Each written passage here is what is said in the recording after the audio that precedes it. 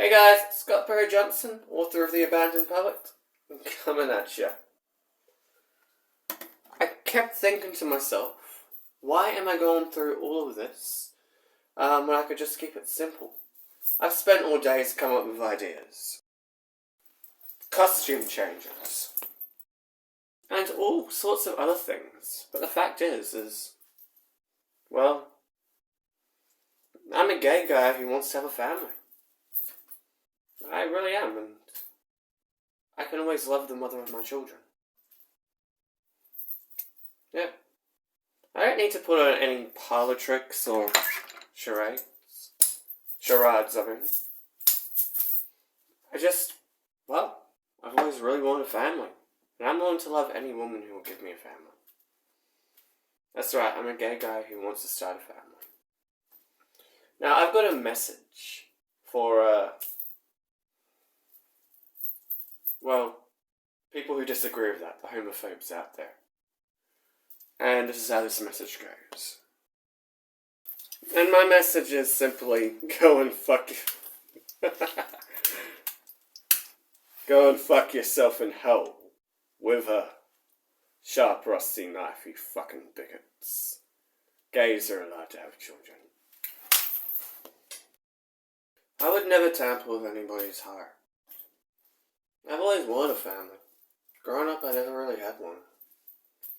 I had a mother who yelled, 3 sisters who screamed, pedophile father. It's actually one of the reasons I'm who I am. It's been a pretty tough road, but I want to be a family man. But there are a few complications that come along with that. For one, the fact that people have been ignoring is I'm gay. There are many kinds of relationships, and there are many kinds of love. In my case, I would like a relationship, a marriage, but an open marriage. Like, we could both see other people, and all our needs can be fulfilled. And, well, really, the main reason I wanted to seek out a woman was because I want to have kids, and gay guys can't have kids. Unless they adopt, and then that takes years. And you have to prove yourself in so many ways, and it's annoying, it's frustrating. I've never been through it, but I've heard a lot about it. It's just, well, yeah. I don't know how to put the name more bluntly, to be honest. Also, I would like to be appreciated for me and not my body. So, I'm a really good cook. And also, I'm a really good cook. Cayenne pepper. Just the right amount. Next, let's talk about legal. There really is none. I would feel extremely insulted if somebody pushed the idea of a prenup upon me. But, since it's my, suggestion, I don't feel any insult at all. None, zip, that. But if someone demanded to put a prenup on me, it just won't work. So it's a good thing I spoke up when I did. I can't stand that level of distrust, and trust is the most, let's just say, key foundation for me. And hopefully for the person I'm with. But there's also another side to things. Well, I'm happy to sign whatever you put in front of me. And I'm happy to make my own success. And I'm extremely maternal, also. This is my nephew. His name is Marcus. That's as much information as I'll give out, because this has gone viral. And I practically raised him. He's awesome.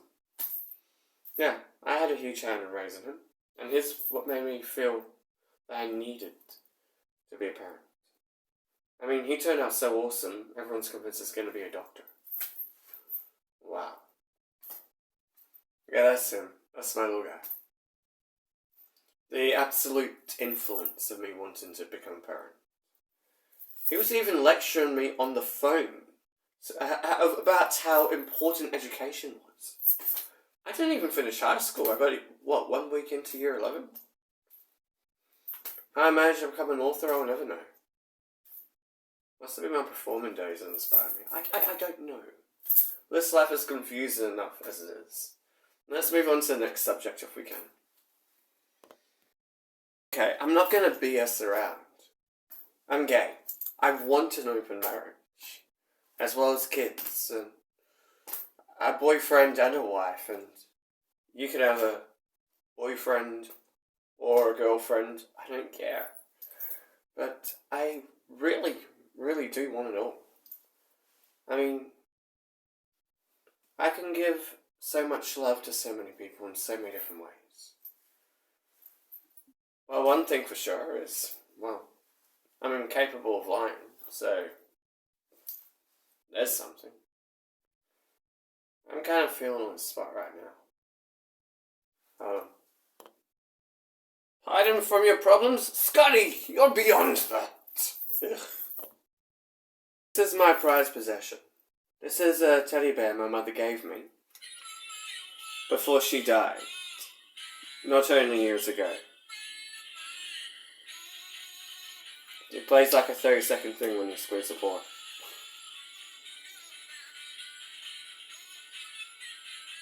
Okay. Well, anyway, I'm going to be using this bear for a demonstration about what I don't expect in rearing a child. When the bear's done.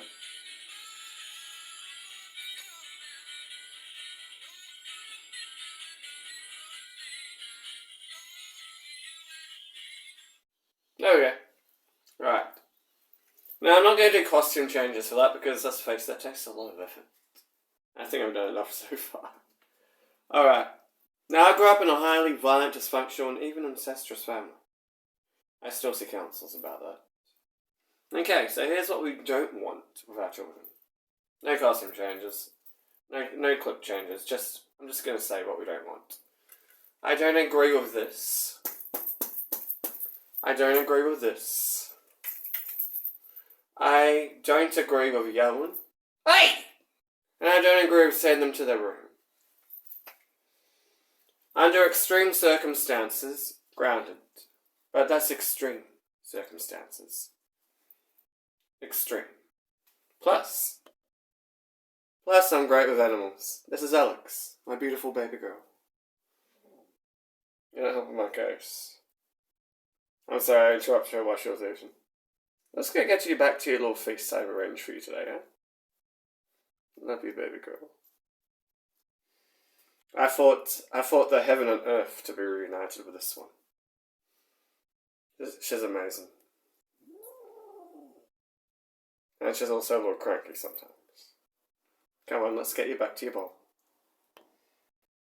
Now that my baby girl's back in a bowl, I think we've wrapped up pretty much all of this.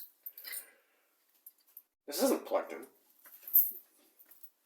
Well, I think I want to leave this with a reason and a song. I wonder what I'll read. In my book, I have some very strong beliefs, and I'd like to share them with you and your family. This is called A World That Shouldn't Exist. And here we go. There's a lot of pain and horror out there, covered up by humankind. All the things we claim to realize, the tricks played upon our mind, the things we don't want to think about to keep ourselves stable. But I wouldn't mind, with an angry passion, placing all this on the table. I have figured out a lot of things, but not the world which we're in. I've counted many things inside my head, which never should have begun. There are horrible people in this world. I'm not sure you know how many. Believe me when I say this, because I've witnessed more than plenty. What about the KKK, that wants to take away lives just because of pigment? What about the Satan worshippers, who kill people and animals so sadistic? What about the murderers and serial killers? Yet I still blame their upbringing. I'd like to think that once upon a time, each were a happy human being. What about rapists and pedophiles? Are they the same in many ways? Intrusion, violation, random and family violence dysfunction despite what anybody says. What about religion? They say God created all of us, but millions died in his name. When you're dealing with living, breathing people, this shouldn't be a game.